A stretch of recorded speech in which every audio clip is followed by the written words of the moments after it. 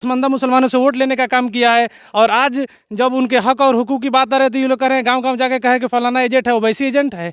अगर आप मुसलमानों के साथ इंसाफ किया है, उनके हक और हुकूक की लड़ाई लड़ा है, तो फिर आपको डर कैसा कि भारतीय जनता पार्टी के अंदर नहीं जाए, हमें वोट दे? तो उनको ये डर क्यों सता रहा है? मुसलमानों के हक के साथ नाइंसाफ़ी किया महागठबंधन के नेताओं ने। ये लोग अगर समझ जाते हैं तो इनका तीर मुरझा जाएगा, इनका लालटेन बुझ जाएगा और इनका साइकिल पंक्चर हो जाएगा। आज़ादी के 70 साल में आप वोट लिए, पसमानदा को इस्तेमाल किए और उनके हक से महरूम रखे कि स्वतंत्रता सेनानी बदक मियां अंसारी की आवाज़ को इन लोगों ने सदन में जब दबाने का काम किया, तो जो पिछड़े पसमानदा मुसलमान उनके हक को ये कैसे उठाएंगे? लेकिन नरकटिया विधानसभा से जो अभी प्रेजेंट में विधि मंत्री है, हम उनसे कहना चाहते हैं कि अगर पसमानदा मुसलमान का वोट चाहिए, लेकिन पसमानदा मुसलमान की आवाज़ को आप नहीं उठाइए। हिंदू, मुस्लिम, सिख, ईसाई आपस में हम भाई भाई। किसी ने क्या खूब कहा है कि अगर भगवा रंग हिंदुओं का होता तो सूरज मुसलमानों की अपना रोशनी नहीं देता, अगर हरा रंग मुसलमानों की होती तो ये जो पेड़ आप देखते हैं वो कभी अपनी छांव जो है हिंदुओं को नहीं देते। हमें किसी पार्टी से एलर्जी नहीं है, हमें एलर्जी है उस नेताओं से जो हिंदू, मुस्लिम और जाति, धर्म, संप्रदाय और अपने कौम के नाम पे जो है वोट बैंक बनाती है और अपने देश में दंगे कराती है। हम इसी पे हमारे साथ भावी पूर्व जिला प्रत्याशी अताउर रहमान भाई है, इनसे हम कुछ बात करेंगे। सबसे पहले हमारा स्वागत है हमारे चैनल में। जी बहुत बहुत शुक्रिया। तो हम आपसे जानना चाहेंगे कि मुख्यमंत्री जो नीतीश कुमार जी है वो अपने मुस्लिम भाइयों के साथ में, नेताओं के साथ में बैठक की है और उनसे ये कहा है कि जा करके मुस्लिमों को समझाए कि आने वाले चुनाव में मुस्लिम जो वोट है वो बंटना नहीं चाहिए। आपको क्या लगता है? सबसे पहले नीतीश कुमार को किस बात का डर है? हम ये कहना चाहते हैं कि वो जो मुस्लिमों के साथ उनके हक को मारे हैं, यही डर उनको सता रहा है। अच्छा। कि आने वाले 2024 में जो लोकसभा चुनाव है, इस चीज़ को सारे मुसलमान जान चुके हैं। उनको सिर्फ उनको चटाई बिछाने का काम किया गया, उनको हक से उनको महरूम रखा गया है, यही डर उनको सता रहा है। और जो भी मंच पर थे, मैं कहना चाहता हूँ कि संजय झा जी जो मंच पर वो बैठाए हुए हैं, यही नीतीश कुमार है जो विधानसभा में कहे थे कि मैं संजय झा जी के कहने पर 2017 में भाजपा में गया था और महागठबंधन तोड़ा था। तो क्या ये संजय झा तय करेंगे कि मुसलमान किसके साथ जाएगा? अच्छा। विजय चौधरी जी जो मंच पर बैठे हुए हैं, 14,000 उर्दू शिक्षक का जो माल है, उनको इंसाफ नहीं दिला पाए, तो क्या विजय चौधरी तय करेंगे कि पसमानदा मुसलमान किसके साथ जाएगा? इन लोगों ने पसमानदा मुसलमान को हक को मारने का काम किया है और आज़ादी के 75 साल तक इन लोगों ने पसमानदा मुसलमानों से वोट लेने का काम किया है। और आज जब उनके हक और हुकूक की बात आ रही है तो ये लोग कह रहे हैं, गांव-गांव जाके कहे कि फलाना एजेंट है, ओवैसी एजेंट है। आप खुदा से डरने वाले कौम को भारतीय जनता पार्टी से डरवा रहे हैं, ये नहीं होगा। देखिए, कहने का मतलब है कि कोई भी नेता तय नहीं कर सकता है कि वोट जो है किसको क्या देना है, ठीक है ना? हमारा वोट है, आपका वोट है, ये आपका हमारा अधिकार है कि हमको कहाँ देना है, क्या करना मैं यही कहना चाहता हूँ कि खुदा से डरने वाली कौम को आप भारतीय जनता पार्टी से क्यों डरवा रहे हैं? अगर आप मुसलमानों के साथ इंसाफ किया है, उनके हक और हुकूक की लड़ाई लड़ा है, तो फिर आपको डर कैसा? लेकिन नीतीश कुमार तो भारतीय जनता पार्टी से नहीं ना है।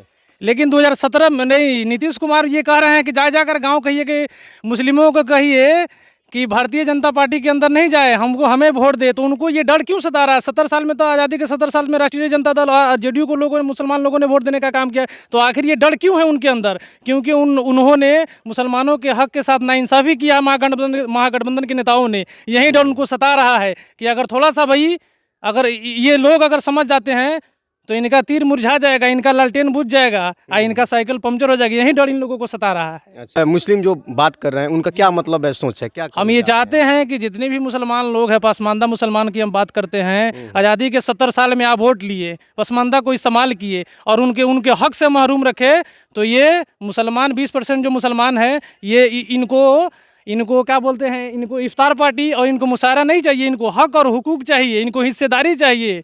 चाहे वो पॉलिटिक्स का मामला हो, चाहे वो स्वास्थ्य का मामला हो, चाहे वो शिक्षा का, हर चीज़ में इनको बराबरी का हिस्सा मिलना चाहिए। हम ये कहना चाहते हैं।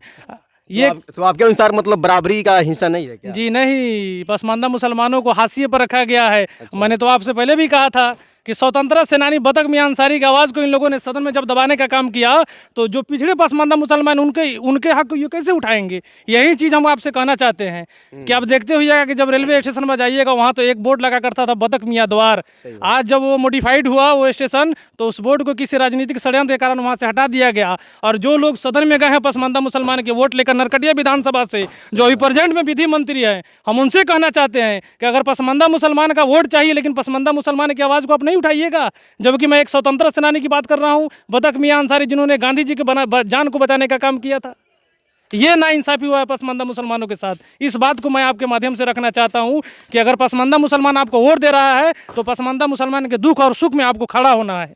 सबके साथ खड़ा होना है, क्योंकि सिर्फ मुसलमान ही नहीं, हर जाति कौम जो है उनको वोट देता है और सबके साथ में उनको सबके साथ उनको खड़ा होना है। सही बात है। तो बतख मियाँ स्वतंत्रता सेनानी है, कोई आम आदमी नहीं है, बल्कि स्वतंत्रता सेनानी है। उनकी आवाज़ को उठाए और उनका जो वोट लगा था, हम आपके चैनल से मांग करते हैं कि सदन में इस बात को उठाए। ये इनके क्षेत्र का मामला है, जब ये सदन में उठाएंगे तभी तो नेता जानेगा, तो उस चीज़ को अपना संज्ञान में लेकर उसको काम तो करें। मैंने पहले ही कहा कि मैं किसी भी पार्टी का खिलाफ नहीं हूँ और किसी भी पार्टी से मुझको एलर्जी नहीं है। मुझको एलर्जी है उस लोगों से, उस नेताओं से जो सिर्फ जाति, धर्म और संप्रदाय की बात करते हैं। और कारण वही है कि कहीं मस्जिद टूटता है तो कहीं मंदिर टूटता है। कि आगे चल करके जो आपका समीम जो है विधि मंत्री है, वो आवाज़ उठाएंगे सदन में इस पे? नहीं, हम मांग करते हैं कि आप सदन में आवाज़ उठाइए। अगर सदन में आवाज़ नहीं उठाइएगा तो पसमानदा एकजुट होकर अपना दूसरा राह देखेगा।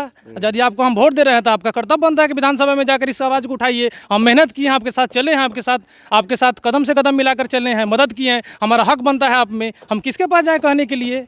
हमारे समाज की जो कमी है उसको ले जाकर आप सदन में उठाइए।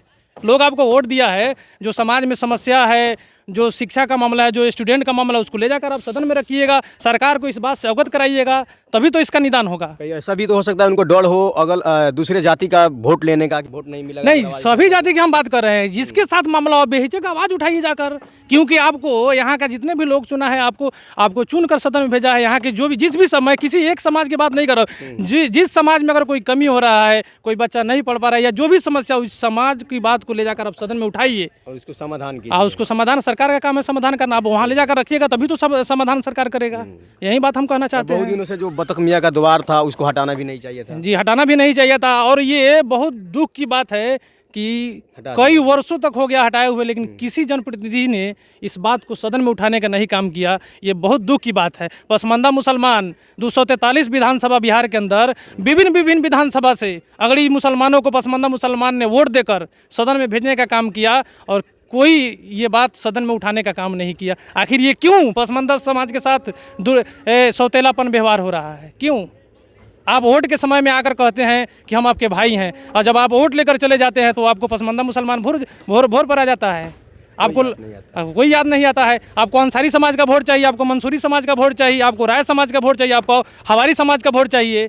और इन लोगों के लिए आपका एक लफ्ज़ नहीं निकला कि बतख मियाँ अंसारी के क्यों हटाया गया वहाँ से द्वार। हम ये पूछना चाहते हैं, अगर इस समाज का आपको वोट चाहिए, आप अगर हमको भाई कहते हैं, तो आपको भाई का कर्तव्य सदन में निभाना होगा। जाकर इस आवाज़ को उठाइए कि बतख मियाँ के द्वार को क्यों वहाँ से हटाया गया।